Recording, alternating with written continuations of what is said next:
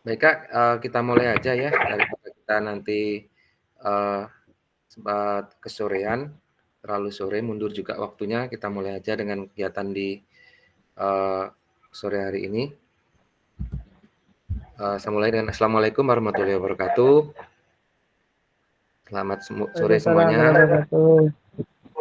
kakak-kakak Waalaikumsalam Sore semua. ya. warahmatullahi Alhamdulillah kita dalam keadaan sehat ya, meskipun kakak-kakak ini ada yang mengikuti program PPG juga, ada yang mengajar, di sela-sela kesibukan bisa menyempatkan waktunya, eee, bergabung mengikuti, PKG ini yang harapannya nanti bisa berdampak, berimbas pada, pembelajaran untuk peserta didik kita semuanya. Seperti biasanya, sebelum kita masuk ke materi selanjutnya, yang pertama tetap kita dalam keadaan menyalakan kamera ya selama pembelajaran, terkecuali memang itu terkendala, sinyal, kemudian kan, mematikan mikrofon ketika ada yang sedang, berbicara atau presentasi, dan hadir semuanya, menghargai waktu, maksimalkan fitur chat bagi yang terkendala jaringan, kemudian klik raise hand sebelum bertanya dan gangguan teknis adalah wajar. Ya di sini saya juga, eee, apresiasi sekali kepada Kak Astri ya, yang harus naik turun ya Kak ya, mencari sinyal untuk belajar di sini ya. Semoga nanti memang berkah untuk Kakak dan kita semuanya. Baik Kak, untuk sesi sore hari ini kita sesinya yaitu satu itu memahami konsep pembelajaran PJOK yang berpusat pada peserta didik. Kemudian yang kedua, memahami minat peserta didik sesuai karakteristik bidang jasmani, sosial, emosional, dan mental sesuai usianya. Kemudian yang ketiga, menganalisis studi kasus kegiatan pembelajaran PJOK berdiferensiasi. Nah, ini yang lagi tren sekarang ini ya, kemudian harus dimunculkan di kurikulum Merdeka, paling tidak ada berdiferensiasi. Selanjutnya, agenda adalah satu melakukan role play pembelajaran PJOK, mengasosiasi aktivitas pembelajaran dengan puzzle aktivitas, kemudian mencocokkan tabel karakteristik perkembangan peserta didik sesuai usia. Selanjutnya, menganalisis kegiatan pembelajaran PJOK berdiferensiasi. Nah, ini agenda kita ada 5 menit di pembukaan, kemudian kesepakatan tadi sudah, 30 menit aktivitas 1, role play, bermain peran, pembelajaran yang berpusat pada peserta didik, kemudian menuliskan peran guru dan peserta didik dalam pembelajaran SCL di Jamboard atau di Padlet nanti yang sudah disediakan. Kemudian menelaah berbagai macam karakteristik perkembangan peserta didik dari berbagai jenjang usia. Selanjutnya mencocokkan tabel karakteristik bidang jasmani, sosial, emosional, mental dengan usia anak. Selanjutnya, analisis contoh pembelajaran berdiferensiasi di dalam modul 1.3. Yang terakhir adalah penutup, foto refleksi, dan foto bersama. Nah, ini ada satu kalimat, 2 kalimat ya yang ini ya di sini, Kakak-kakak. Bagaimana praktik pembelajaran PJOK yang berpusat pada peserta didik itu, apa yang menandakannya? Nah ini, apa, mungkin Kakak-kakak sudah tidak familiar lagi ya untuk berpusat pada peserta didik karena ini ada di kurikulum Merdeka. Kira-kira bisa ditangkap nggak, seperti apa sih pembelajaran yang berpusat pada peserta didik ini?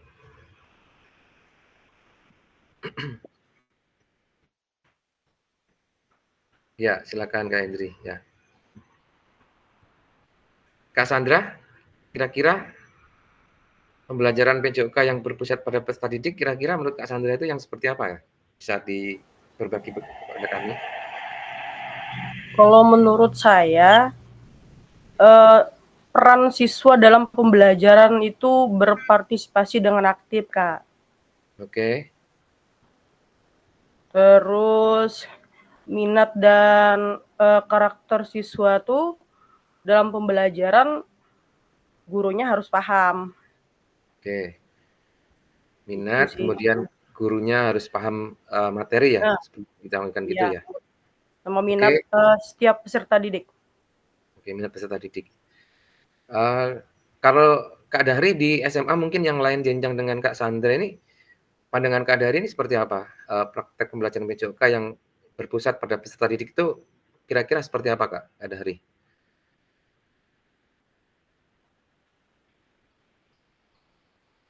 Nah, tadi setiap kegiatan kita baik tujuan, ada kegiatan seperti mengambil peralatan, berdoa, harus memanfaatkan atau memberikan siswa. Dalam kegiatan kita harus menjadi manajer.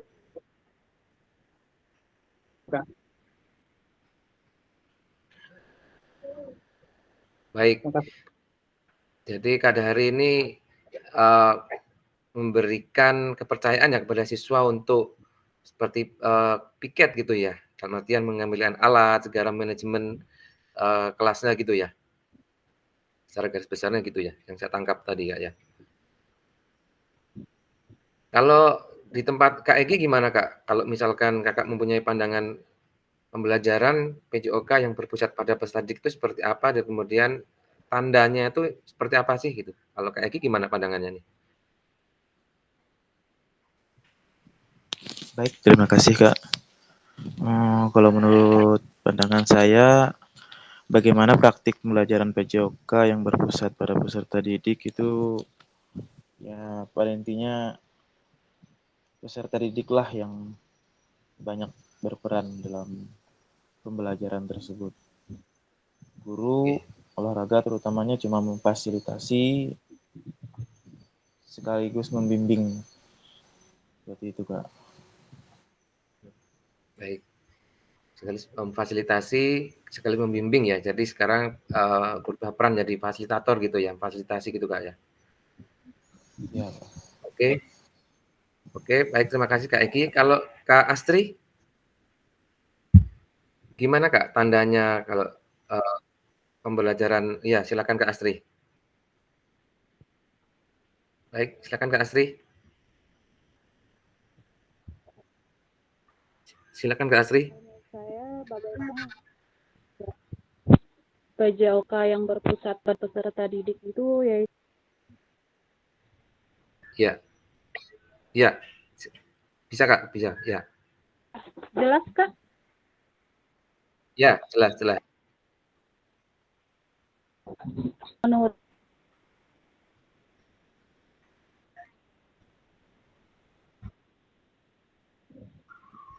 ya, pusat pada peserta didik mengaktifkan peserta didik untuk belajar. Aktifkan itu semua menggunakan fungsi yang ada dalam diri anak sendiri. Jadi untuk memberikan pengalaman-pengalaman mereka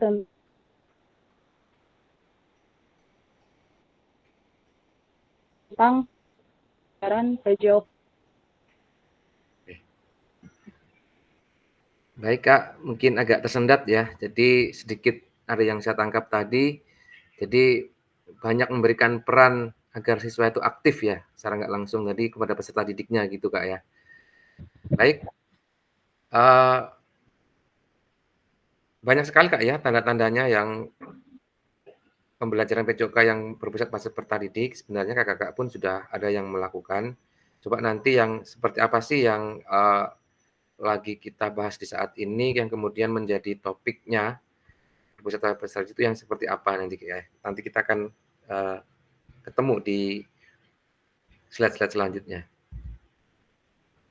Nah,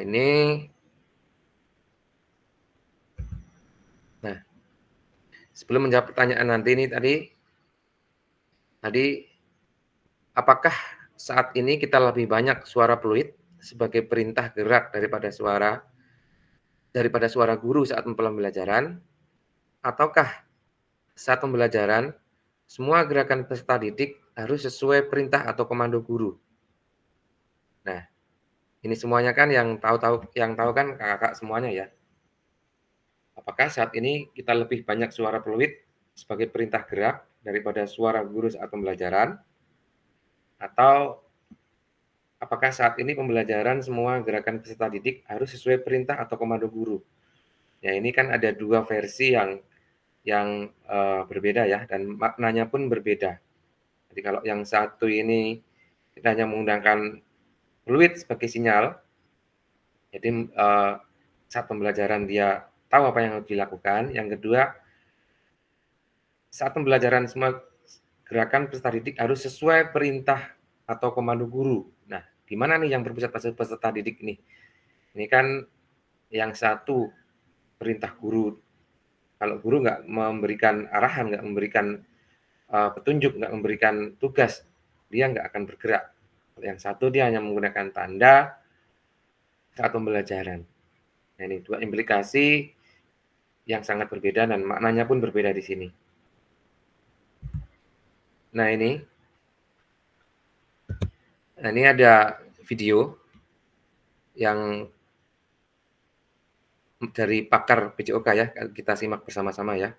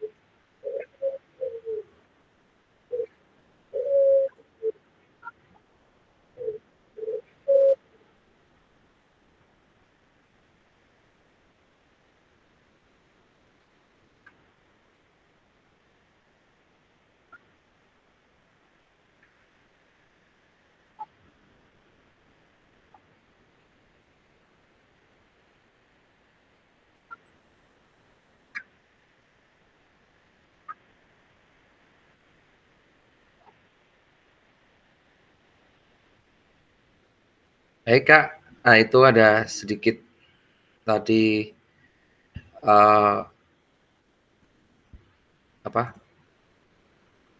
dari Cassandra ya. Beliau mengatakan bahwa di sini peran aktif siswa ini sangat diperlukan. Ya. Peran aktif siswa sangat menentukan pembelajaran. Itu. Jadi kalau kakak-kakak tadi sudah membaca di bawahnya translate-nya itu bahwa switch pun sangat membantu mereka dalam pengambilan keputusan. Gitu. Ya. Switch pun sangat berperan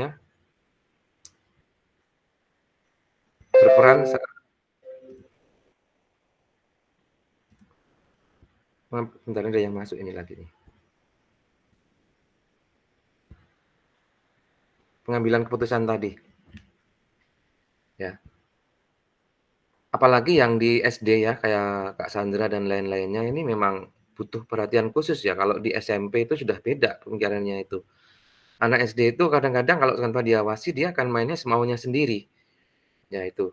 Beda dengan anak SMP, SMA justru malah mereka menghindari yang namanya panas. Tapi kalau anak SD, anak SMP, SMA itu ya itu tadi menghindar sudah tahu mana yang ini baik menurut saya ini nanti bikin hitam, nanti bikin capek. Sudah anak-anak SMA sudah berpikir sampai di situ. Kalau anak SD dikasih bola mau sampai jam 12 siang, anak SMP kelas 1 SD itu masih tetap bermain terus karena memang saat-saat dia bermain di usia-usia seperti itu. Nah, inilah fungsi kita sebagai guru PJOK di sini, bahwa nanti kita esensinya di awal itu apa sih yang menjadi PJOK. Jadi kan ada dua sisi ya, dalam artian pendidikan jasmani, olahraga dan kesehatan gitu. Jadi kakak-kakak bisa mencermati apa itu isi pendidikan jasmani, apa itu olahraga dan kesehatan yang nantinya sama-sama ditujukan untuk pengembangan kompetensi siswa sesuai dengan ranah kognitif, afektif, sikapnya tadi, pengetahuan, dan keterampilannya tadi, psikomotornya. Itu untuk ranahnya tadi. Baik, kita lanjutkan, Kak. Nanti itu udah videonya. Nah ini, kita melakukan aktivitas role play ya. Aktivitas ini, nah ini tujuannya melakukan memahami gerak koordinasi dengan benar. Tujuan pembelajarannya. Yang kedua, peserta didik mengetahui efek dari latihan yang dilakukan. Yang ketiga, peserta didik dapat menganalisis efek latihan yang diberikan melalui perubahan denyut nadi. Apa penilaiannya, asesmennya? Melakukan self dan peer assessment efek latihan yang telah dilakukan. Yang ketiga, selanjutnya melakukan analisis efek latihan yang diberikan melalui perubahan denyut nadi. Kemudian aktivitas pembelajarannya, latihan gerak koordinasi. Nah ini nanti ada self dan peer assessment. Self itu penilaian dirinya, kemudian yang peer assessment adalah menilai temannya, teman sebayanya, efek latihan yang telah dilakukan. Nah ini nanti kakak-kakak di sini ada pesertanya ada 8 ya. Nanti ini yang pertama ada Kak Astri, ada Kak Dero, ada Kak Egi, Kak Gajali. Kak Gajali aman ya sinyalnya ya, bisa terdengar ya? Kak Gajali, Kak Hendri, kemudian Kak Dahri, Sandra.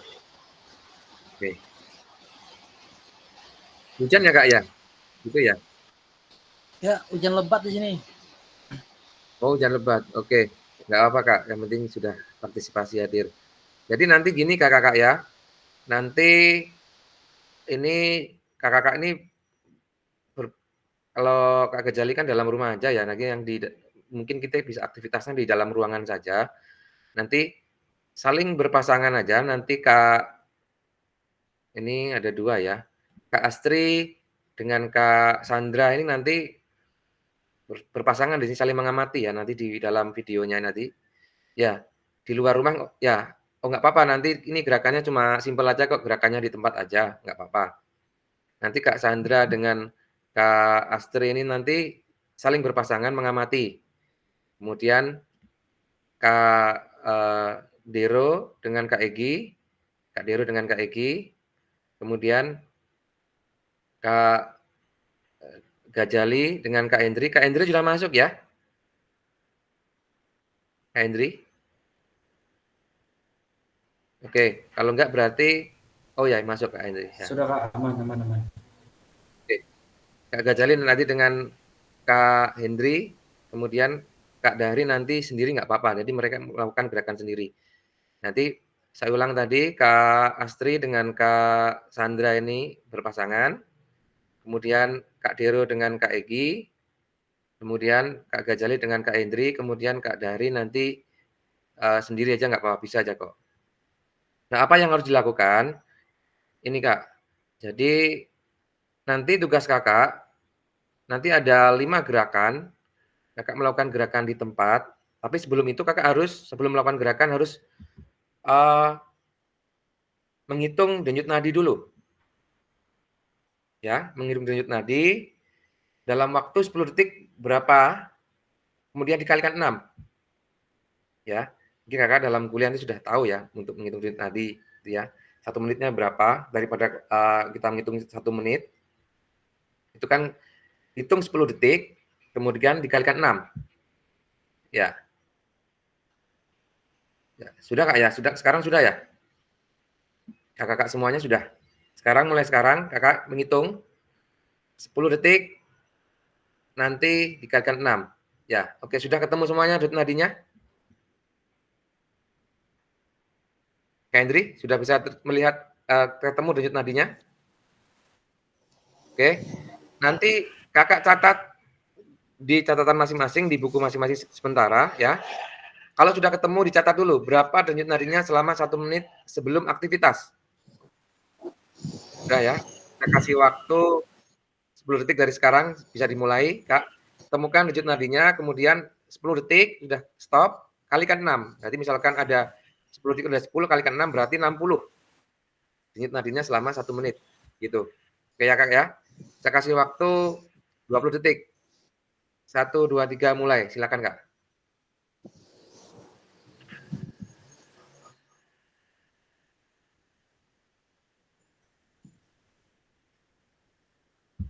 Baik, sudah semuanya ya? Sudah ketemu berapa denyut nadinya 1 menitnya, jadi 10 detik ketemu, kalikan 6. Sudah ketemu? Ya. Kak Egy, berapa Kak Egy dalam 1 menitnya Kak Egy? Untuk 10 detiknya 19, Kak. Wah, banyak banget ya? Mungkin Jadi efek kopi nih, Pak. oh gitu ya, jadi kalikan 6 Kak ya? Jadi 10 detiknya 19 dikalikan 6 ya? Siap, Kak. Ya, dikalikan 6, kalau sudah ketemu selama 10 detiknya kemudian dikalikan 6. Oke, sudah ketemu semuanya. Nah, sekarang di sini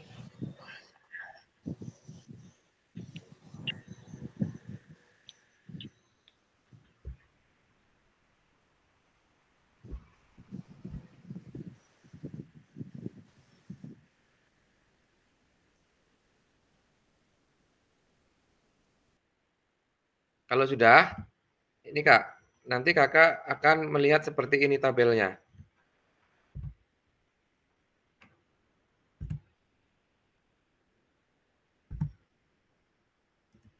Nah ini, nanti Kakak akan diacak nanti gerakan nomor berapa, denyut nadi awalnya tadi udah dihitung kan, berapa misalkan Kak Hendri, Kak Dero berapa tadi, di sini dicatat nanti, ya. Nanti akan saya catatkan di sini. Di sini, ya.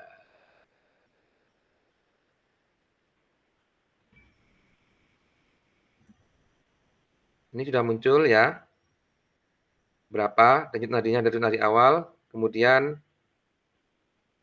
kalau sudah, Kakak akan melakukan seperti ini. Jadi tadi gerakan kombinasi membungkuk dan menekuk, gerakan kedua itu jumping jack, tapi ini nggak dilakukan semuanya. Tadi Kak Sandra, Kak siapa namanya? Kak Astri dengan temannya tadi, lupa saya tadi, gerakan nomor 1.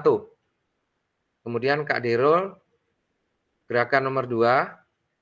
Kemudian Kak Gajali dengan Kak Dero ya tadi ya? Itu gerakan nomor 2. Kemudian Kak Hendri, gerakan nomor 3. Nomor 4-nya Kak Dahri, kelompoknya tadi, ya.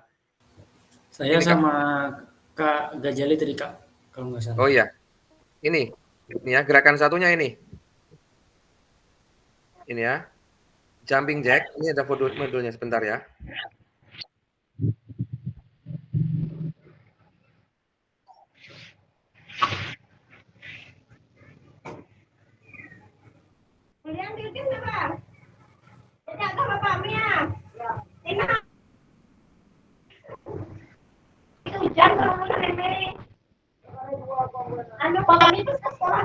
Sudah terlihat ya Kak ya? Gerakan 1, gerakan 2, gerakan ketiga, gerakan keempat. Dilakukan 2 kali 8 dengan intensitas moderate yang menengah aja. Selama 1 menit. Terdengar Kak ya?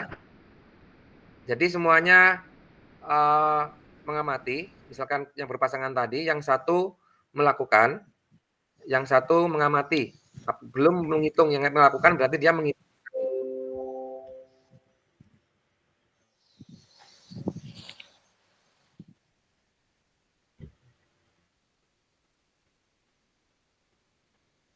Paham nggak ya?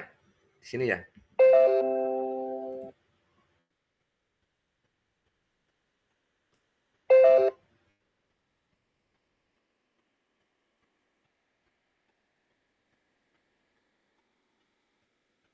Ini saya ulang ya gerakannya.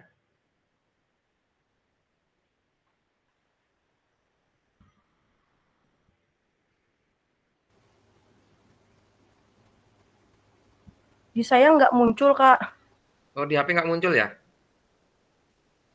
Nggak tahu. Cuma layar ini gambar aja. Di semuanya Kak? Atau semuanya muncul nggak gerakannya? Nggak ada, Kak. Oh, nggak ada. Oke, sebentar ya. Ini saya anu dulu. Saya stop Cuma share. gambar aja yang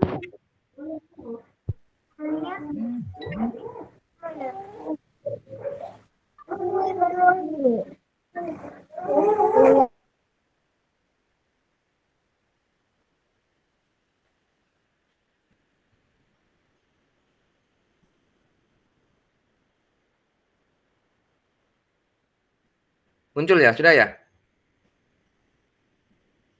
Muncul, Kak. Nah, ini. Ini gerakan 1, gerakan 2, gerakan ketiga, gerakan keempat, gerakan kelimanya nanti nggak ada tadi ya? Oh, gerakan 5 Kak Krisna. Kak Krisna ini gerakan kelima ya. Kak Krisna, sebelum melakukan aktivitas, diukur dulu berapa denyut nadinya, 1 menit, ya.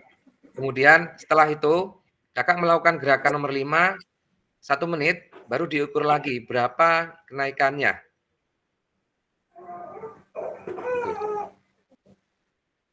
Tuh. Kakak-kakak sudah paham jelas untuk tugasnya ya? Saling melakukan, semuanya melakukan sesuai dengan tugasnya tadi kelompoknya, kemudian nanti Kakak catat berapa tingkat kenaikannya tadi. Oke, silakan Kak, bisa dimulai dari sekarang. Siap, Kak. Ya, Siap, Kak. 1 menit nanti dihitung berapa tingkat kenaikannya setelah dan sebelum melakukan aktivitas. Harusnya dilihat orangnya kan ya, Kak? Ya, Kok lihat pada tutup orangnya. kamera? Coba di-open kamera semuanya dulu ya, bisa terlihat sedikit aja. Kan harus ditunjukkan ke pasangannya Iya, tadi. pasangannya tadi ya dilihat, melihatnya seperti apa. Kakak mungkin bisa lihat kameranya sebentar. 1 menit atau 2 kali 8, Kak? Ini hitungannya 2 kali 8 tapi 1 kali 1 menit. Oh. Ya, nanti istirahat sebentar, ada jeda sebentar masuk lagi 1 menit, gitu ya. Kalau Gimana, Kak Astri? Saya dulu atau gimana? ya, oke ini aja kalau misalkan, malu ya atau ada di luar gitu, mending sendiri aja. Kakak Oke. latihan. Oke, pilih salah satu gerakan Kakak di situ. 1, 2, 3, 4, atau 5, silakan Kakak pilih. Tapi dengan catatan sebelum melakukan gerakan, Kakak catat dulu berapa denyut nadi yang ada. Sudah, Kemudian Kak? setelah melakukan gerakan 1 menit, berapa kenaikannya? Silakan, Kak. Oke. Siap, makasih. Ya. Izin bertanya, Kak, untuk menghitung nadinya tadi berapa detik, Kak? 20 detik juga setelah gerakan? 1 menit kan, jadi nanti ngitungnya kan denyut nadinya kan dihitung kan, hitung selama 10 detik nanti dikalikan 6. Oh, siap, Kak. Iya, iya. ini tadi berapa menit? 1 menit aja, 1 menit aja.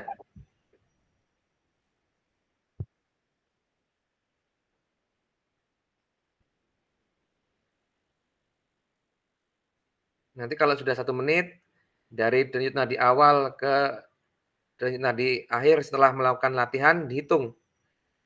Ada kenaikan nggak?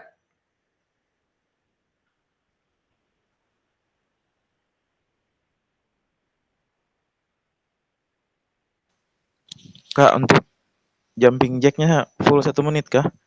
Atau 2 kali Enggak, 8 aja? intensitasnya yang rendah aja, Kak, yang penting Kakak melakukan gitu aja. 30 detik nggak Iya. apa-apa. Ya karena jumping jack kan ini Oke. nggak lumayan ya. Jumping jack nggak lumayan. Lumayan, Iya, Kak. lumayan, ya.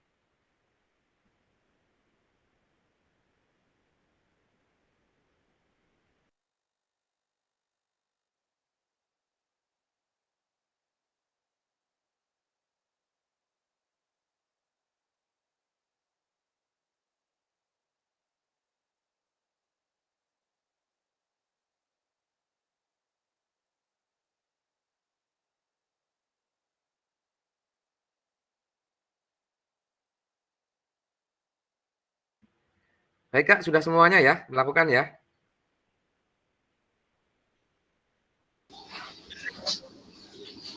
Oke, dimulai saya, pengen melihat kita berbagi bersama di sini, aktivitasnya. Dari atas dulu ya, Kak Astri. Kak Astri tadi melakukan gerakan nomor berapa, Kak?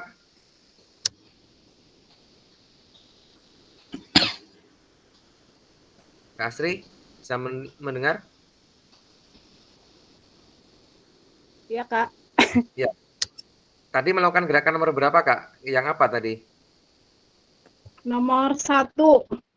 Oke, nomor 1. Denyut nadi awal Kakak berapa tadi?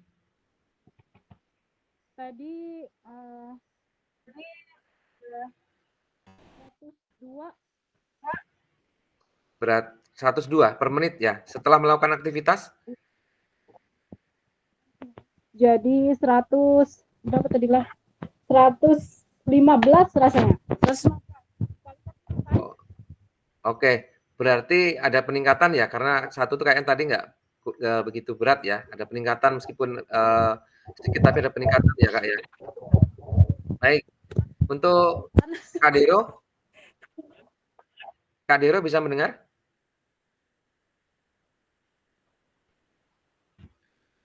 Ini Kak Dero masih belum terdengar ya. Kak Egy? Siap, Kak. Ya, Kak Egy gerakan nomor berapa tadi, Kak? Nomor 2, Kak, jumping jack. Oh, jumping jack. Gimana, Kak, hasilnya? Awal tadi berapa, Kak, denyut nadinya? Awal tadi 114. 14. Setelah melakukan aktivitas? Setelah jumping jack jadi 120, Kak. 120. Ada kenaikan sekitar 6 ya? 6, Kak, ya. Hampir 6 denyut, per menitnya, per detiknya. Oke, kemudian Kak Gajali? Ya, Kak Gajali ke gerakan berapa tadi, Kak?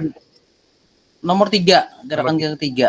Oke, agak lumayan ya ini. Gimana, Kak, hasilnya? Dari, pertama tadi Yang berapa? pertama tadi 16 kali 6 itu dapatnya 96. 96, bagus. Ye. Terus yang Ya, setelah melakukan aktivitas? setelah lakukan aktivitas 27 kali 6 itu dapatnya 162. Wih, berarti signifikan sekali, Kak, ya Ya, gerakannya ya? ya, Kayaknya sampai berkeringat tadi ya? iya. Iya. Oke, kemudian lanjut ke Kak Hendri.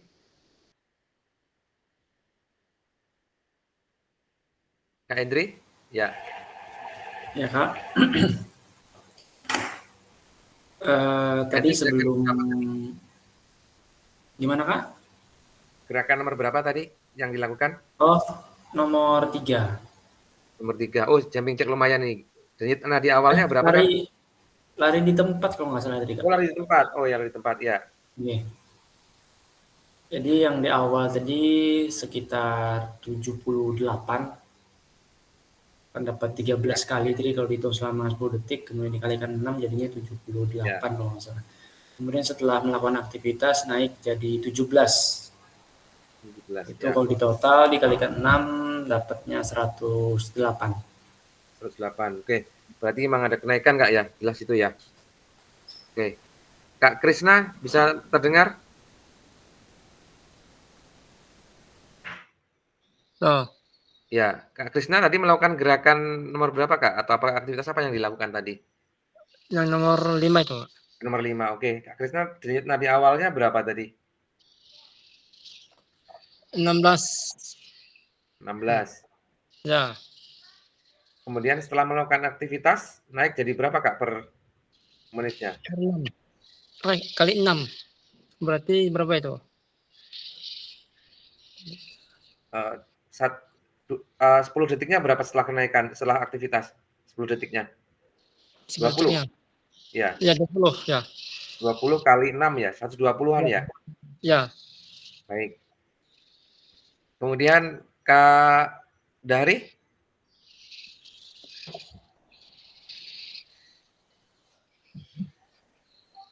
Kak Dari?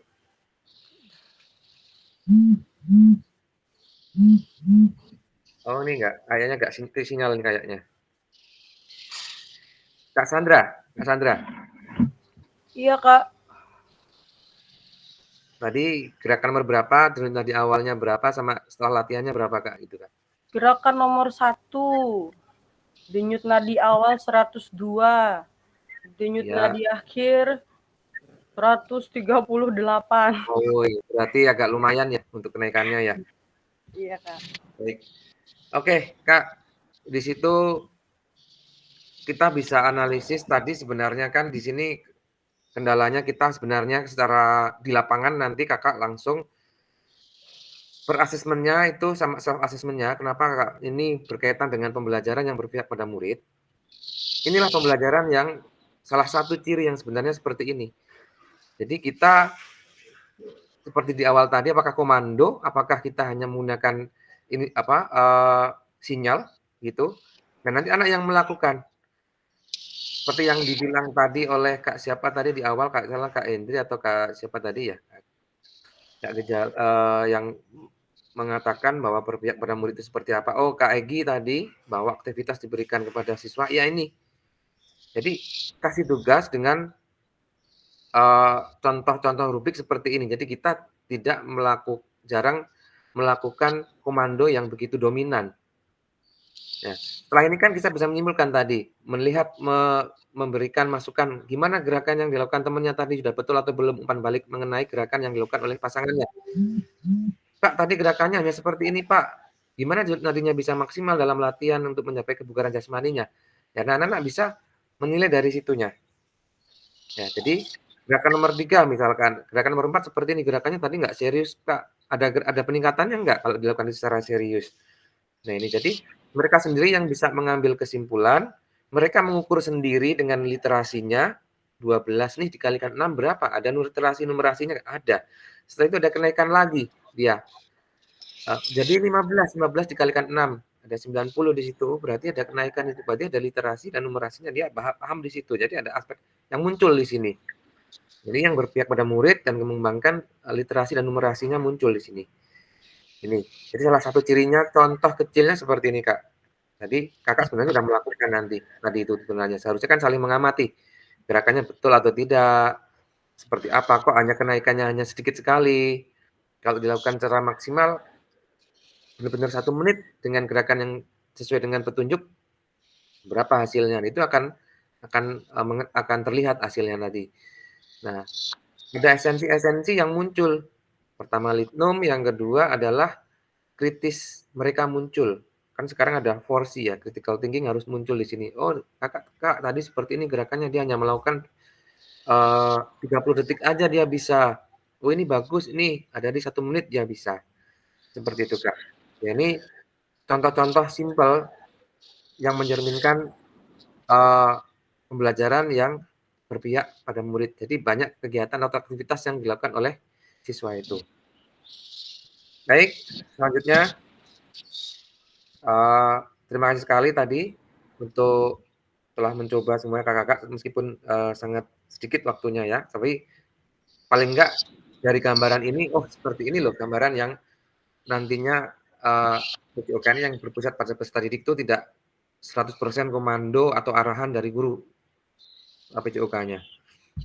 Iya, Ini Kak. tadi sudah, nomor gerakannya tadi sudah, contohnya tadi sudah, kemudian nah ini videonya, untuk juga role play-nya, hitung denyut nadinya tadi sudah ya Kak ya. Kemudian tadi udah melakukan gerakannya tadi, sudah ada masukan harusnya tadi. Nah, bagaimana cara kita melihat apakah latihan yang dilakukan sudah benar? Ya, seperti yang saya sampaikan tadi, bahwa nanti kita akan bertemu dengan penilaian PJOK yang otentik. Yang otentik itu yang seperti apa sih? Nah, itu. Nah, pertanyaannya di sini bagaimana cara kita melihat apakah latihan yang dilakukan sudah benar?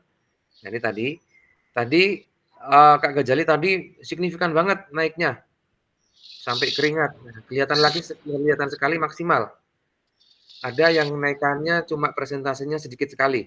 Nah, tadi kita kan tidak tahu apakah latihannya itu sudah betul dilakukan atau hanya sekedar gerak atau hanya sekedar menyesuaikan dengan waktu yang ditentukan. Ah, ini waktunya 1 menit, santai aja.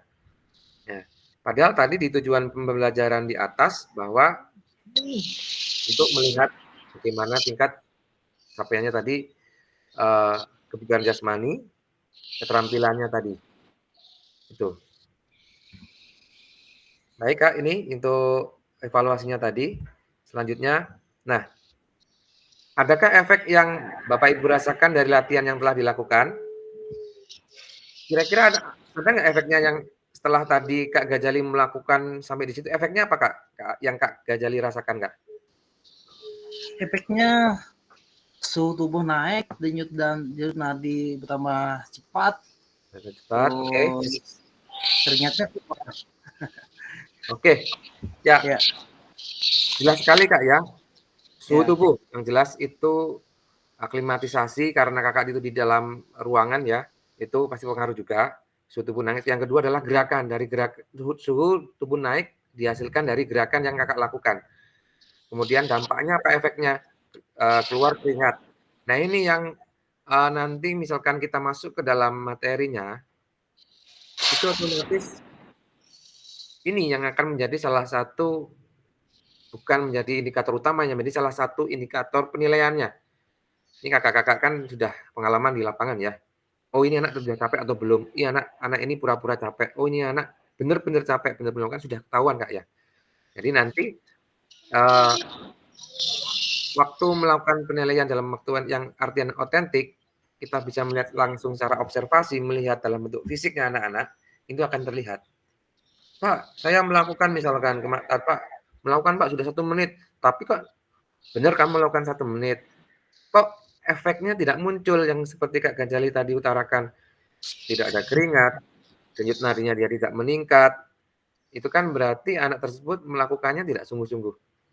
Ini efeknya. Ya.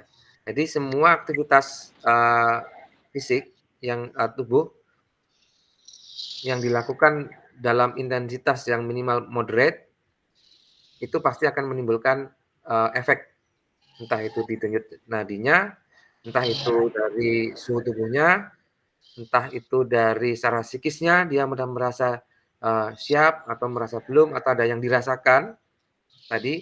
Mungkin ada yang merasakan nggak pernah olahraga jumping jack tadi terus pegal-pegal seluruh badannya juga ada mungkin ya. Itu juga ada efek juga dari anak-anak. Ya, jawaban anak-anak adalah jujur. Nah, di situ kita bisa mengeksplor dari aktivitas yang telah dilakukan oleh anak-anak. Ini. Selanjutnya, Apa yang mempengaruhi denyut nadi Bapak Ibu sebelum dan setelah latihan? Kira-kira ini apa, Kak? Bisa ada yang angkat tangan? Apa yang mempengaruhi denyut nadi Kakak semuanya? Kakak tadi kan sudah latihan ya. Apa yang kira-kira mempengaruhinya ini tadi?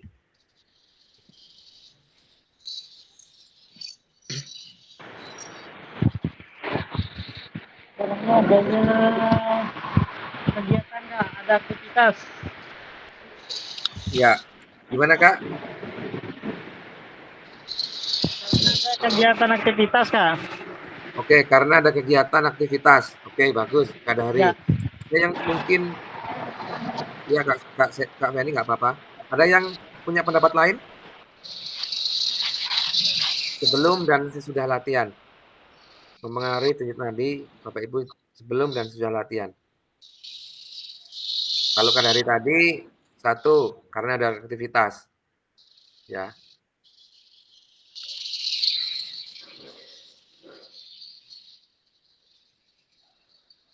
Seperti yang diutarakan Kak Dari tadi, memang betul adanya karena sebuah aktivitas. Sebenarnya aktivitas itu kan cakupannya luas ya.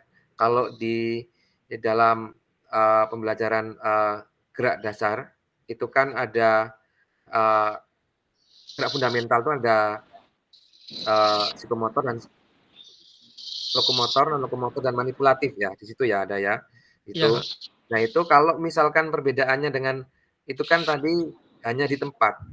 Beda nanti juga kakak-kakak akan berpindah atau yang manipulatif. Itu sangat kompleks sekali menggunakan alat, melempar, sambil melompat, menangkap. Itu masih akan berbeda lagi dengan denyut nadi yang akan dihasilkan juga. Apalagi diiringi dengan permainan-permainan yang kompleks, bulu tangkis, tenis, sepak bola. Di situ harus menggabungkan 3 unsur itu tidak gerak dasar itu akan muncul dalam satu waktu yang sangat singkat. Ya. Yang sangat singkat sekali. Jadi inilah nanti fungsinya Bapak Ibu nanti tugasnya apalagi yang kakak-kakak yang mengampu di bidang olahraga tertentu harus jeli juga, oh ini anak ini nanti akan masuk ke dalam olahraga apa. Oh ini dia cocoknya di mana. Nanti dia akan muncul di sini.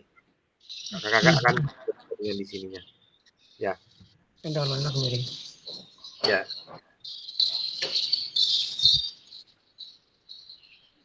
Selanjutnya Kak. Nah ini Terima kasih sudah makan. tadi role play, analis sudah, kemudian berdasarkan ini. Nah Dini, tuliskan peran kakak tadi atau peran guru dan peserta didik dalam aktivitas yang telah dilakukan tadi. Berikan pendapat kakak-kakak pada Padlet atau Jamboard yang kakak nanti akan bagikan. Siapa yang menjadi peran guru dan peserta didik? Tadi kan kakak sudah, tadi ada yang mengamati, itu tadi kan sudah ada berperan ya, agak ada sedikit, tapi mungkin tadi belum berperan secara maksimal, tetapi kakak mungkin bisa membayangkan, bisa menganalisis, bisa menginvestasikan di situ, oh yang dilakukan oleh guru, yang dilakukan oleh peserta didik itu seperti apa tadi. Nah di sini tuliskan peran guru dan peserta didik dalam aktivitas yang telah dilakukan, yang kakak-kakak tadi lakukan. Harusnya kan tadi kan berpasangan kan tadi. Nah, apa itu peran siswa dan bagaimana peran gurunya di situ? Muncul nggak peran siswanya seperti apa dan peran gurunya seperti apa? Ya, tuliskan di Padlet yang saya bagikan di WA Group. Ya, nanti akan muncul kalau yang menggunakan HP di situ klik tanda plusnya Kak di situ. Klik tanda plusnya, tulis nama, kemudian di bawahnya tuliskan jawabannya. Kalau yang menggunakan laptop, nanti ada tanda plus di bawah, itu tuliskan nama di atas, kemudian yang bawahnya jawabannya. Ya, Kak, ya.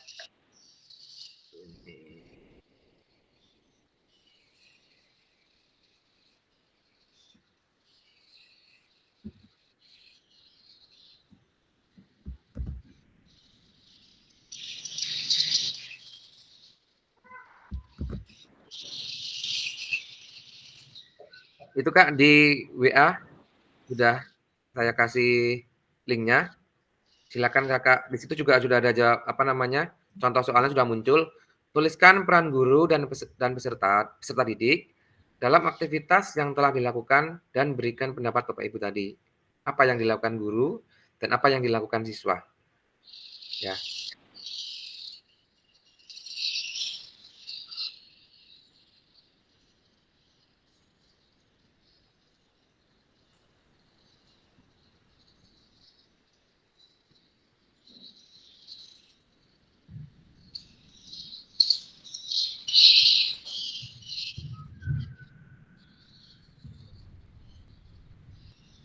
Nah, ini Kak, nanti kalau di padet yang menggunakan laptop, ini di kolom bawah ini ada tanda plus. Di sini subjeknya ini ditulis namanya, misalkan Kak Dero, misalkan ya, misalkan. Ya nanti di sini ditulis jawaban. Nah, ini jawabannya di sini apa? Silakan Kak tulis. Kemudian terakhir nanti dipublish. Kalian dipublish. Nanti dia akan muncul di sini jawabannya. Gitu Kak ya, contohnya seperti itu. Klik di bawah ini tanda plus, tulis nama, kemudian jawabannya di bawah.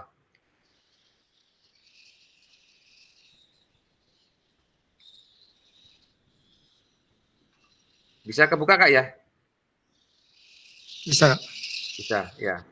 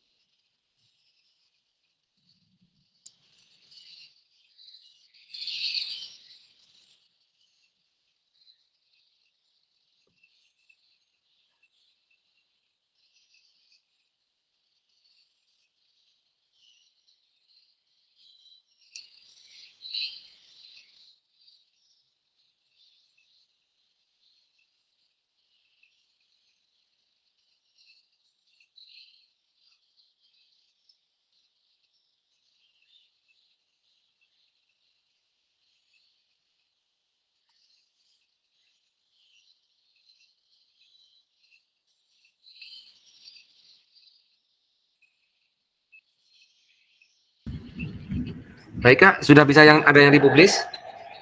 Kak belum muncul di sini ya? Oh ya, ini Kak Hendri sudah. Baik Kak Hendri.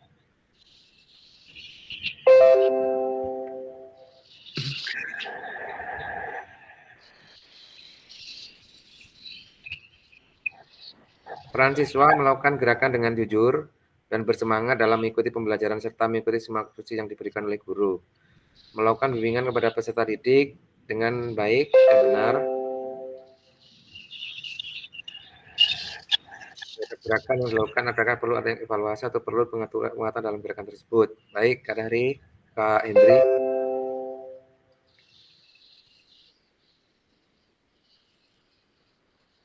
Kemudian di sini ada Kak Sandra, memberikan pilihan gerakan yang dilakukan siswa sesuai keinginan mereka dan meminta mereka memperhatikan dan menilai bagaimana temannya melakukan gerakan tersebut. Peran siswa memiliki gerakan yang dia mau atau dia sukai dan melakukan gerakan tersebut serta menilai temannya yang lain saat melakukan gerakan yang dipilih. Oke, Kak Dahri harus benar-benar dalam melakukan kegiatan olahraga. Sebagai guru harus memperhatikan gerakan yang dilakukan tadi agar apa yang disampaikan sudah benar. Kemudian Kak Gajali, guru memberikan materi dan bahan ajar, kemudian mencontohkan gerakan, kemudian mengevaluasi kegiatan. Baik. Yang kedua, peserta didik memahami materi ajar dan mempraktekkan gerakan yang dicontohkan guru. Oke. Ini Kak Krisna belum muncul nih? Ya Kak, dulu. Oh ya, oke Kak Egi. Kak Egi ini udah muncul nih. Kak Egi, memfasilitasi dan memberikan contoh gerakan yang baik tentang materi pembelajaran. Peran siswa melakukan gerakan berdasarkan contoh yang diberikan dengan baik dan benar. Oke. Ini Kak siapa ya? Kak Endri ya? Siapa? Kak Krisna ya? Salah satu contoh mengaktifkan peserta didik. Jadi tidak hanya peserta itu diminta untuk bergerak sesuai dengan instruksi guru, tapi peserta didik itu diberikan keleluasaan untuk memilih atau menentukan pilihan untuk menyampaikan pendapat. Peserta didik itu sendiri bukan hanya bergerak tetapi juga berpikir bagaimana memainkan aktivitas gerak itu dengan tadi bisa menghitung cepat dan juga bisa mempresentasikan dengan cepat. Ini siapa tadi ya yang menjawab ini? Kakak siapa ya? Yang tidak ada namanya ini Kak siapa? Kak Dahri kah? Atau Kak Krisna? Kak Dahri sudah. Kak Krisna? Atau Belum. ini yang salah satu contoh mengaktifkan peserta didik ini siapa? Kak Krisna atau Kak Dero?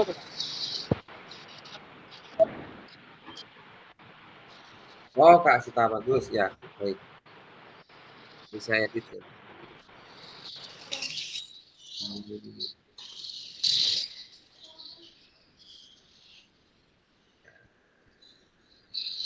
Astri. Dan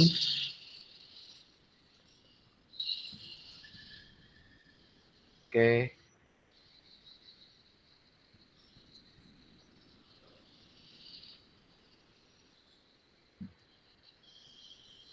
aduh jaringan Nggak apa-apa Kak Astri, nggak apa-apa.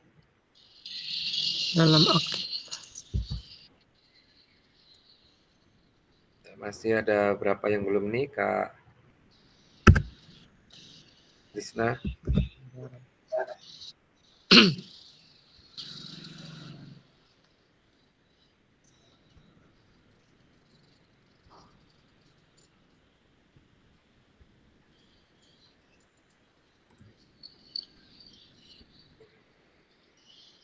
Baik, di sini beragam ya, beragam jawaban yang di sini. Tidak ada yang salah terhadap jawaban atau masukan dari kakak-kakak di sini semuanya. Semuanya memang mempunyai pandangan dan peran masing-masing ya untuk apa yang harus dilakukan di sini. Ada yang menarik tadi di sini bahwa peserta didik diberi keleluasaan untuk memilih atau menentukan pilihannya menyampaikan pendapat atau geraknya tadi. Memang di sini kita juga harus memilah dalam artian kalau gerakannya anak itu tadi dipilih atau mereka yang memilih itu nanti akan ada kecenderungan mereka akan memilih gerakan yang mudah ya, yang tidak capek.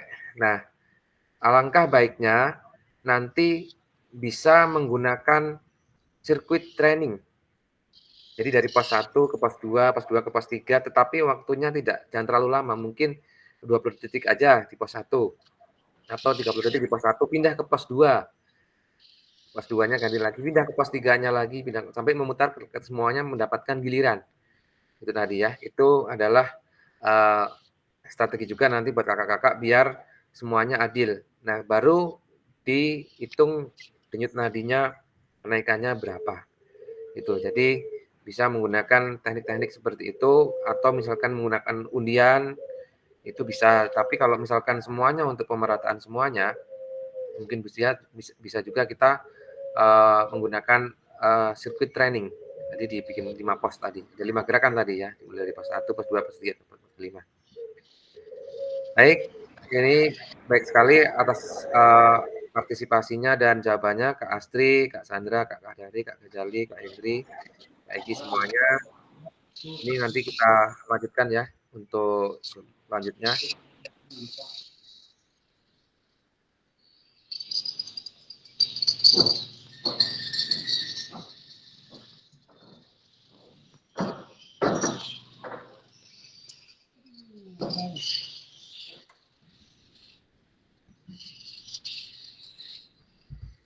Nah, ini tadi sudah Bapak Ibu nuliskan menggunakan update barusan. Nah, ini ada Cassandra, SCL berbagi keputusan dengan murid. Kita lihat link videonya dulu ya.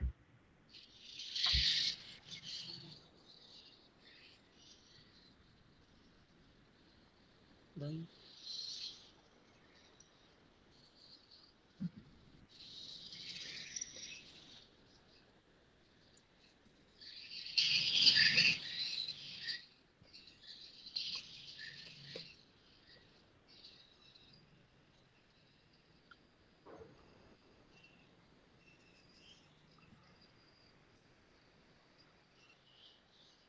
What's important here is that we're sharing the decision making, right? At the end of the day, that's what student-centered learning is. We're thinking about the student first. So we're looking at where is their skill level, what are their strengths, what are their areas for improvement. And that comes from a relationship with your students. So knowing your students helps you to plan the appropriate movement skill that meets them where they're at, so that you can progress their learning. But it also means that we invite them into the decision making. So we share the decision making, and that's the key word that I want to emphasize today. We don't give away the decision making. So it's not that you don't have any control anymore and students have all the control. That's not what we're saying. There's a sharing of that responsibility. And we can share decisions around who, what, where, when, how. Baik Kak, itu mungkin secara singkat ya,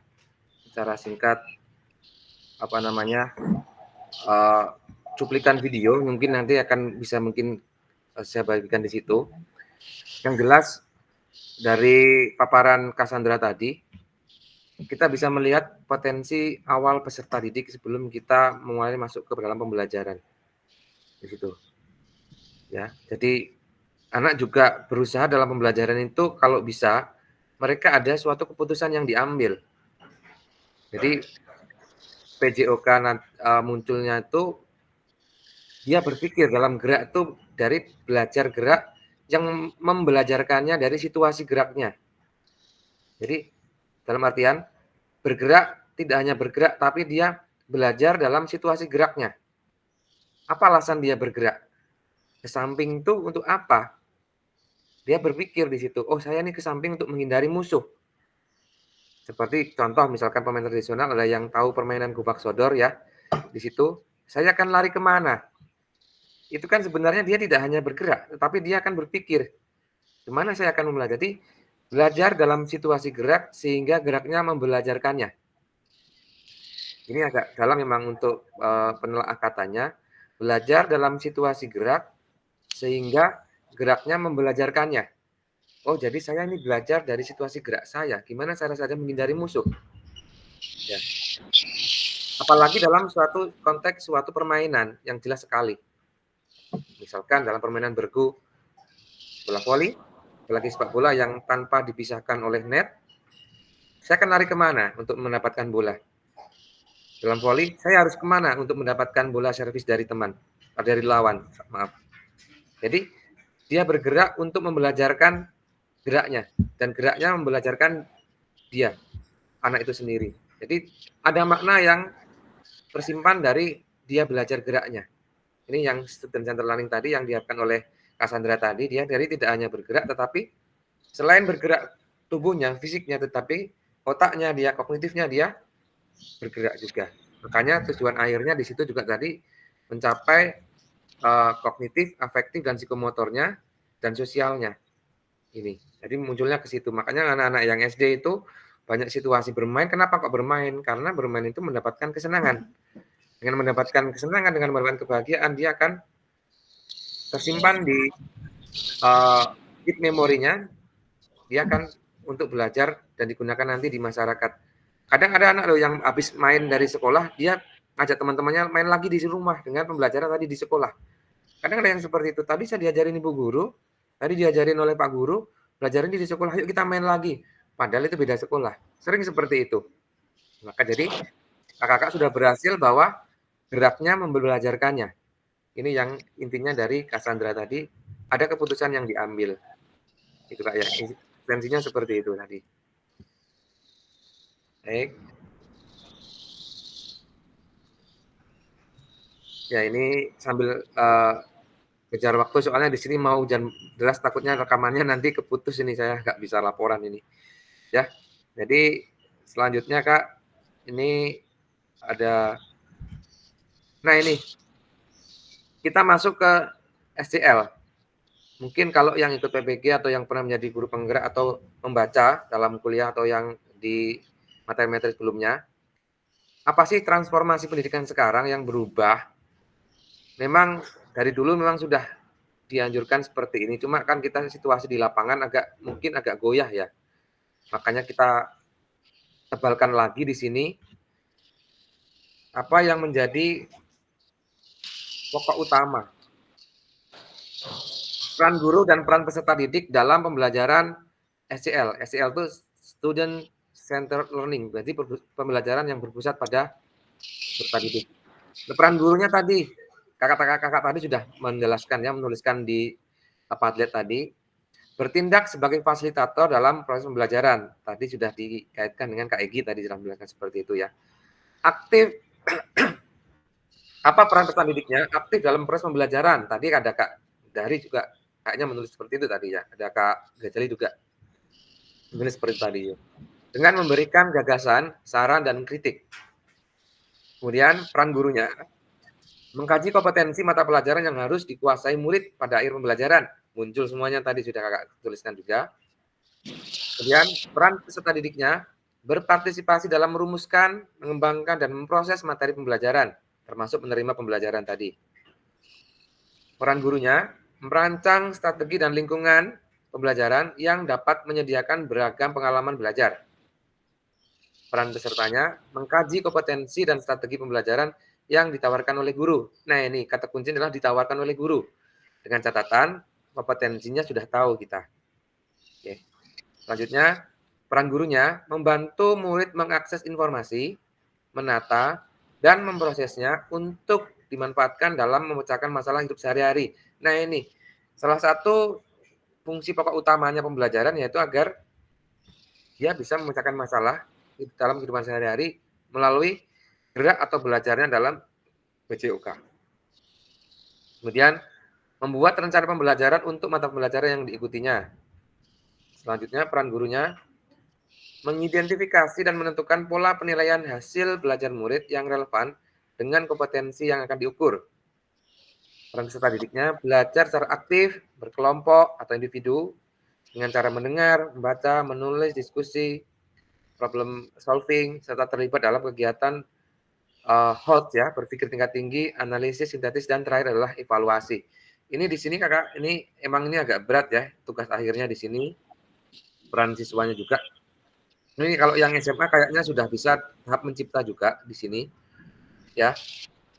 Kalau dalam ranah psikomotor itu ada P1 sampai P5, itu P1 adalah imitasi, yang kedua adalah manipulasi, yang ketiga adalah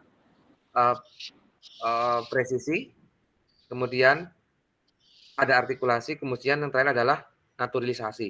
Jadi kalau yang naturalisasi ini, kalau P6, psikomotor 6 atau gerak 6 gerak dasar yang harus tingkatan gerak dasar menurut taksonominya ada P1 dan P6 tadi. Jadi imitasi, manipulasi, presisi, artikulasi, kemudian naturalisasi. Nah, sampai di mana anak-anak ini bisa pada tahap akhir? Cuma kan kita nggak mungkin langsung ke dalam tahap naturalisasi. Ya, jadi kita harus bisa gerak ini untuk SD, untuk SMP, dan untuk SMA-nya harus kakak mengetahui. Nah, ini dalam SEL, guru akan berperan sebagai fasilitator dalam proses belajar. Peserta didik akan dilatih untuk memiliki tanggung jawab atau responsibility di sini kata kuncinya Kak ya, tanggung jawab di sini atas kegiatan belajarnya dengan panduan guru sebagai fasilitator agar materi, kegiatan, dan pengukuran pembelajaran masih dalam koridor capaian pembelajaran yang diharapkan. Jadi tidak keluar dari pembelajaran kita. Kita mau pembelajarannya kebugaran jasmani, nanti yang didapat malah permainan. Itu berarti sudah keluar dari koridor ya. Dalam hal ini, guru dapat mendorong perkembangan peserta didik karena guru bukan satu-satunya sumber belajar. Ingat di sini kakak-kakak ya, guru bukan satu-satunya sumber belajar. Ini yang harus kita pahami sekarang, bahwa banyak media, nanti ada yang diferensiasi juga. Ini termasuk dalam pembelajaran proses konten dan produknya nanti. Anak-anak sekarang kan lebih pinter ya untuk mencari bahan-bahan bacaan, atau di sekarang banyak-banyak media sosial yang bisa dicarikan sebagai sumber ilmu. Gitu Kak ya.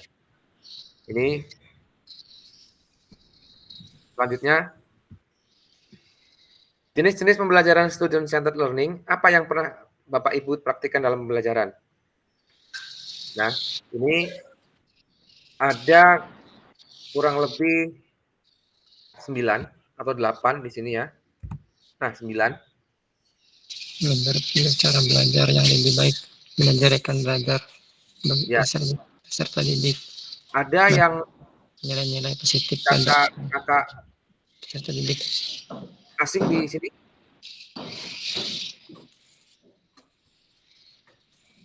Kak Krisna? Ini ada 9 pembelajaran. Kakak-kakak apa yang kira-kira sering atau yang sudah nggak asing lagi bagi kakak dari 9 jenis-jenis pembelajaran SEL disebut Kak? Kak Krisna, ada nggak kira-kira yang kakak sudah lakukan atau memang nggak asing atau bahkan belum sama sekali?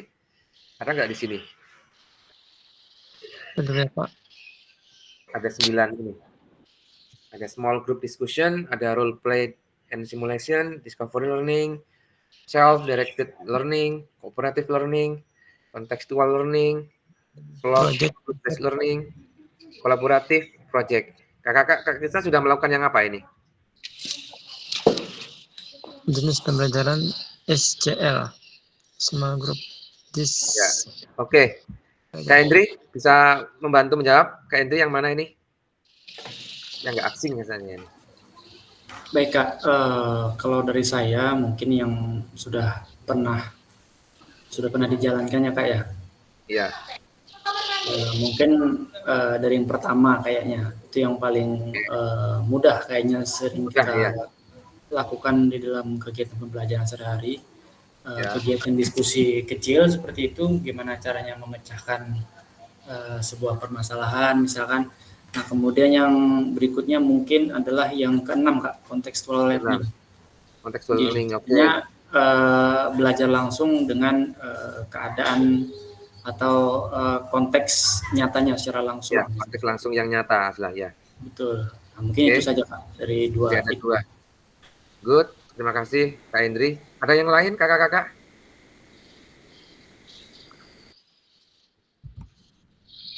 Ya. Jadi di sini ada 9 jenis-jenis yang bisa muncul. Yang pertama adalah small group diskusi atau small group discussion, itu metode yang melibatkan sekelompok kecil peserta didik yang berdiskusi tentang satu topik tertentu.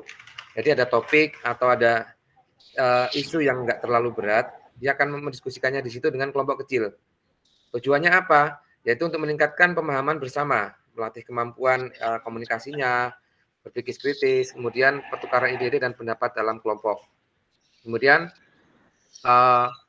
role play and simulation. Tadi sudah ya, kayak itu yang role play tadi. Jadi kakak ada video, kemudian dia mensimulasikan gerakannya. Ini digunakan untuk melatih keterampilan praktis dan pemahaman dengan cara meniru situasi yang nyata. Nah, misalkan kakak ada gerakan tadi, ini loh gerakan jumping jab, ayo kita ikuti gerakan ini role play and simulation. Discovery juga ini juga nggak asing lagi buat kita. Terlibat dalam menemukan konsep atau pengetahuan melalui pengalaman langsung. Itu yang discovery itu tadi. Jadi ada investigasi mandiri kalau yang discovery ini. Gurunya apa yang menjadi tugas gurunya? Menjadi fasilitator. Jadi pembimbing di proses ini. Kemudian self-directed learning. Jadi ini semacam pembelajaran mandiri. Jadi peserta didik ini bertanggung jawab atas pembelajaran dia sendiri.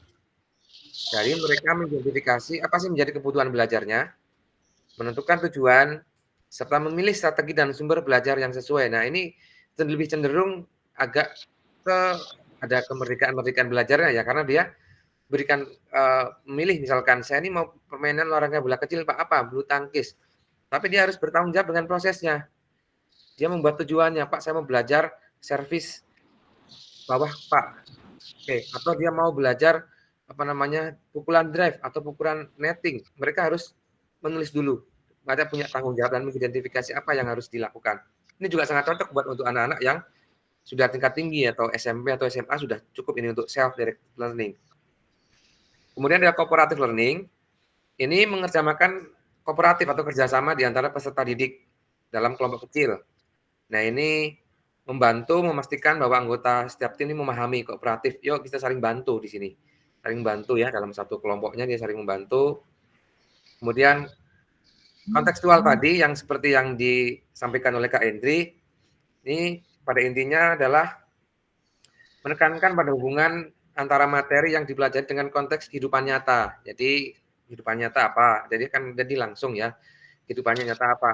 Misalkan ini contoh, ini kalau anak-anak SD ini ada sukanya main layang-layang ya.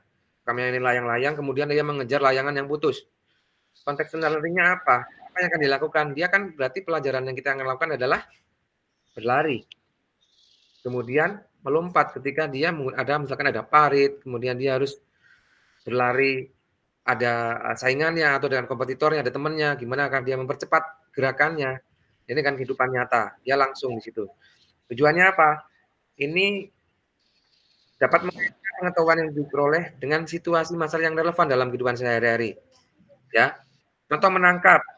Ya, menangkap itu relevan sekali. Misalkan kita dengan kehidupan anak-anak, contoh mengambil buah dari pohonnya, mangga atau jambu.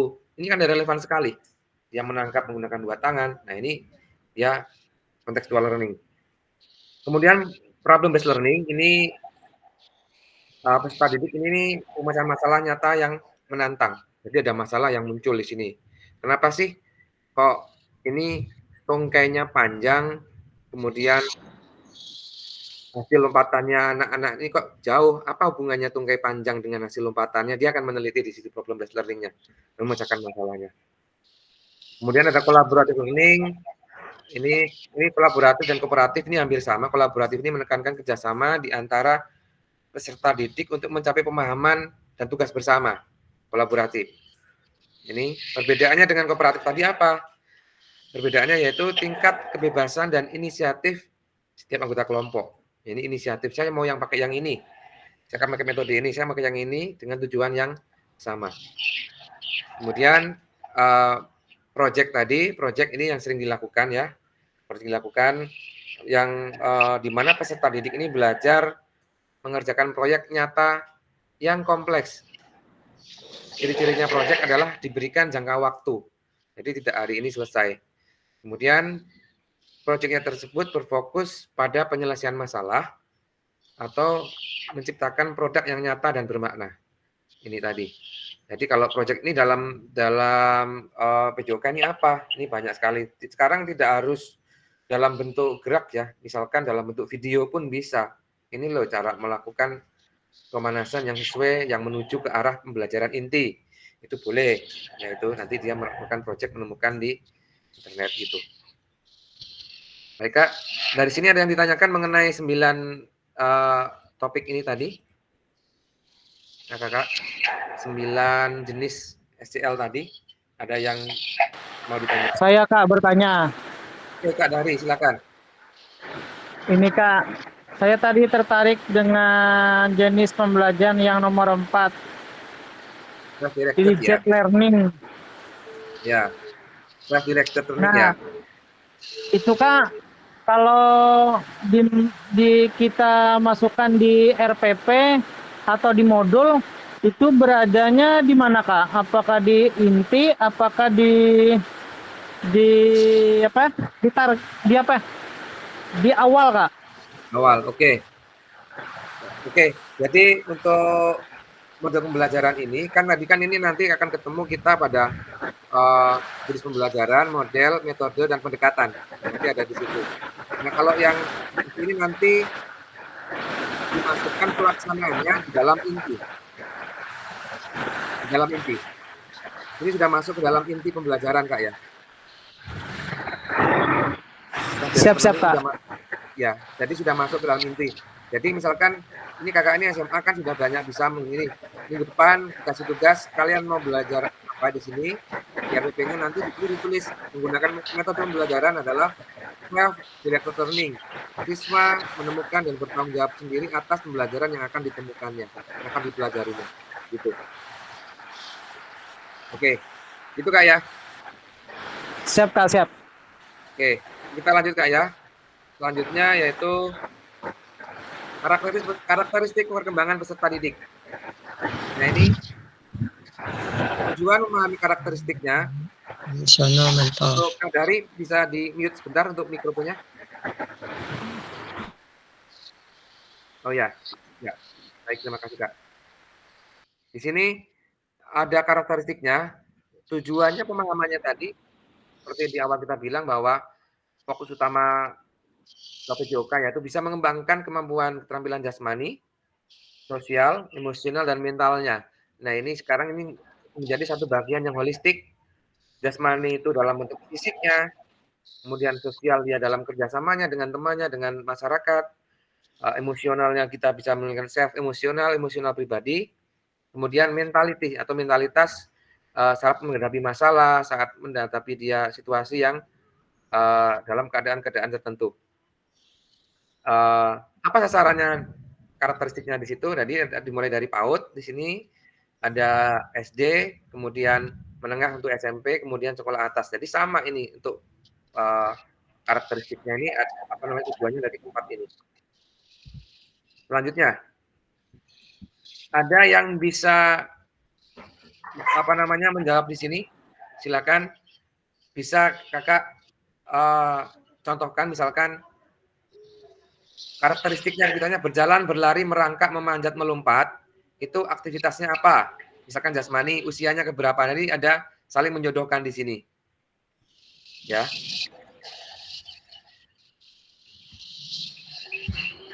Nah, Kak Indri bisa membantu menjawab misalkan bidang jasmani. Berjalan, merangkak nih jasmani ini di kelompok usia keberapa? Kemudian sosial mulai bisa dikumpulkan di usia berapa?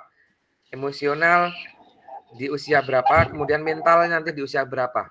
Ada yang bisa membantu menjawab di sini? Kalau mental itu kan 12 sampai 18. Mental 12 sampai 18. Oke. Ya. Emosional? Kalau emosional terkadang kalau peserta didik kan kalau kita sebagai guru berperan, apalagi kalau kita menjelaskan, mereka nggak terlalu mendengar, ribut. Kadang di usia 6 sampai 12 itu bisa Kak, kayaknya. Oke, good. Kalau Kak Gajali ini punya pendapat lain nggak? Yang jasmani, sosial, emosional, mental ada di usia berapa Kak Gajali? Iya Kak. Iya, bisa terlihat slide show-nya ya? Iya terlihat. Ya. Sosial itu di usia mana yang sesuai gitu ya? menurut Mereka saya di mulai usia ya sosial itu di usia 12 tahun sampai 18 tahun kira-kira. 18 tahun. Oke. Ada yang lain? Emosional mentalnya misalkan atau jasmaninya?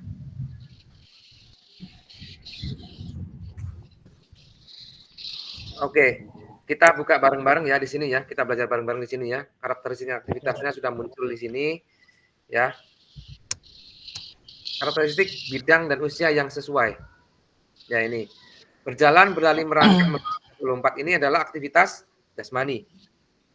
Kemudian anak-anak pada usia ini mulai mengembangkan rasa diri mereka sendiri dan belajar untuk memahami perasaan orang lain, sosial. Mereka mulai mengalami emosi yang lebih intens seperti marah, sedih, cemburuan. Mereka juga mungkin mulai mengalami tekanan teman sebaya dan tantangan sosial lainnya yang dapat mempengaruhi emosi mereka. Ini mental, apa sih mental itu? Yaitu anak-anak mulai belajar untuk memahami dan mengelola emosi mereka serta untuk bernegosiasi dan menyelesaikan konflik. Mental. Usia berapa? Nih, jasmani 2 tahun sudah bisa masuk, Kak. 2 tahun itu jasmani sudah, karena dia belajar berjalan, sudah mulai 1 tahun, setengah tahun sudah berjalan, jasmaninya sudah bisa muncul di sini. Bukan dilatih, bukan ya, tetapi karakteristik dan usia yang sesuai. Kemudian sosialnya, itu mulai dari 5-6 tahun sudah bisa diajarkan, Kak, anak SD. Ya. Belum masuk SD, bahkan ini masih out, ini sudah bisa diajarkan. Karena emosionalnya, sosialnya itu untuk mengembangkan rasa diri mereka. Emosionalnya itu mulai 6 sampai 12 tahun. Usia 6 tahun sudah mulai bisa, mulai diajarkan emosional lah, karena sudah ada dia mau masuk ke dalam anak SD. Selanjutnya, mental masuk ke 6 tahun juga sudah bisa diajarkan juga. Itu Kak ya. Ya itu. Jadi untuk 12 tahun ini semuanya sudah masuk semuanya, muncul semuanya di 12 tahun. Harus mencakup emosional jasmani sudah masuk di 12 tahun ke atas. Jadi selesai belajar jasmani, sosial, emosional, mentalnya di 12 tahun, 12 ke 18-nya sudah diharapkan sudah mendapatkan semuanya. Begini. Nah, oke, untuk diskusinya. Apa pentingnya guru mengetahui karakteristik peserta didik? Kemudian, bagaimana cara mengakomodasi berbagai karakteristik dan minat peserta didik dalam pembelajaran? Apa pentingnya? Ini diskusinya sangat penting sekali ya. Kita diskusi karakteristik, kita kalau tidak tahu karakteristiknya, kita akan susah mau belajar seperti apa, penanganannya seperti apa, dan tindak lanjutnya seperti apa. Ya, ini. Selanjutnya, ini apa pentingnya guru mengetahui karakteristik peserta didik tadi? Kita tarik ke atas tadi. SCL, Student Child Learning, mengisyaratkan guru hendaknya mempertimbangkan karakteristik peserta didik dalam menyusun program pembelajaran yang berpusat pada peserta didik. Jadi karakteristiknya sudah dipahami duluan. Dan tidak bisa membuat program sebelum, oh ini karakteristiknya anak yang kelas A, kelas B, berbeda sekali. Jadi, bagaimana caranya? Ya, salah satunya dengan pembelajaran berdiferensiasi. Apa itu berdiferensiasi? Ya. Pembelajaran berdiferensiasi adalah usaha guru untuk menyelesaikan pembelajaran di kelas untuk memenuhi kebutuhan belajar individu murid. Ini yang menurut Tomlinson. Nih, kalau di yang kakak ikut yang program PPG pasti nanti akan muncul seperti ini. Ada diferensi konten, diferensi proses, dan diferensi produk. Konten merujuk pada strategi membedakan pengorganisasian dan format penyampaian konten, materi pengetahuan, dan keterampilan yang perlu dipelajari peserta didik berdasarkan kurikulum. Ini adalah konten. Bentuknya intra-trust, pelajaran, dan intertask, antar, bersama. Diferensiasi proses merujuk pada strategi membedakan proses yang harus dijalankan oleh peserta didik yang dapat memungkinkan mereka untuk berlatih dan memahami isi. Prosesnya, gimana pembelajarannya? Produknya merujuk pada strategi membedakan produk hasil belajar murid, hasil latihan, penerapan, dan pengembangan apa yang telah dipelajari. Ini adalah produknya, hasil. Ya. Apakah semuanya ini harus muncul dalam satu pembelajaran? Tidak harus. Tetapi paling tidak kakak tahu mana yang harus diutamakan, apakah itu kontennya, proses, produknya. Syukur-syukur 2 muncul, syukur-syukur 3 muncul, lebih baik lagi. Ya, itu Kak. Nah ini, setelah membaca dan berdiskusi situasi pembelajaran 1 dan 2 tentang contoh langkah-langkah pembelajaran di LMS, ada yang sudah di LMS ya kakak ya, nanti dibuka lagi di LMS, ada pembelajaran berdiferensiasi. Adakah kendala yang Bapak Ibu alami dalam melakukan strategi pembelajaran berdiferensiasi dalam PJOK? Kemudian, gagasan baru apa yang Ibu dan Bapak dapatkan dari contoh-contoh penerapan strategi berdiferensiasi dalam modul? Oke. Kakak bisa tuliskan di kolom chat ya, kendala yang Bapak Ibu alami dalam pembelajaran diferensiasi dalam PJOK.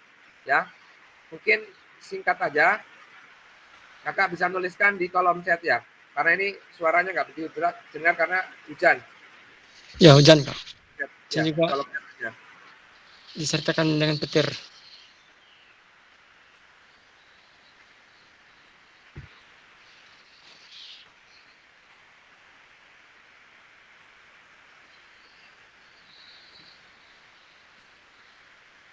Ini ya, silakan.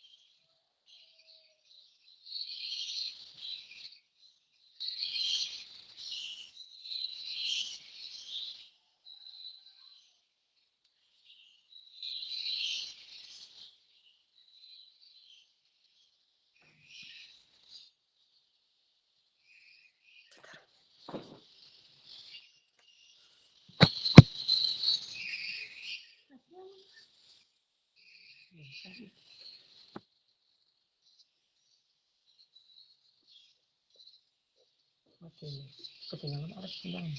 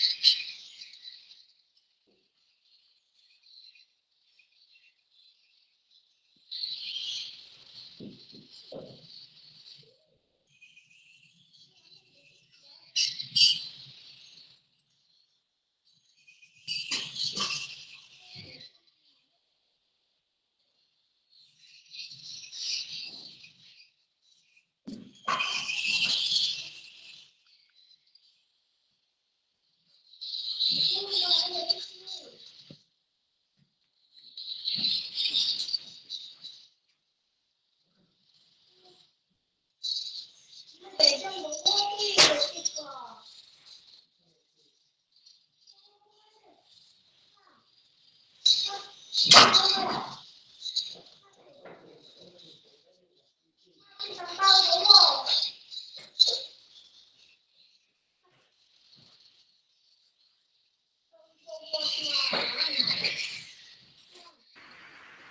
Kak, bisa terdengar ya suara saya?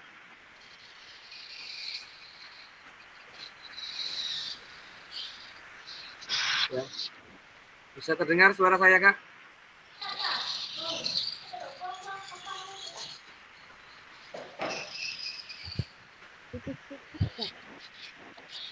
Tidak terdengar ya suara saya ya?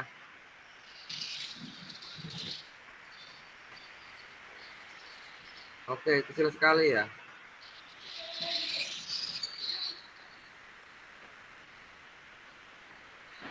Kedengeran aja Kak, tapi kecil Kak, suaranya Kak, jauh suaranya. Oke.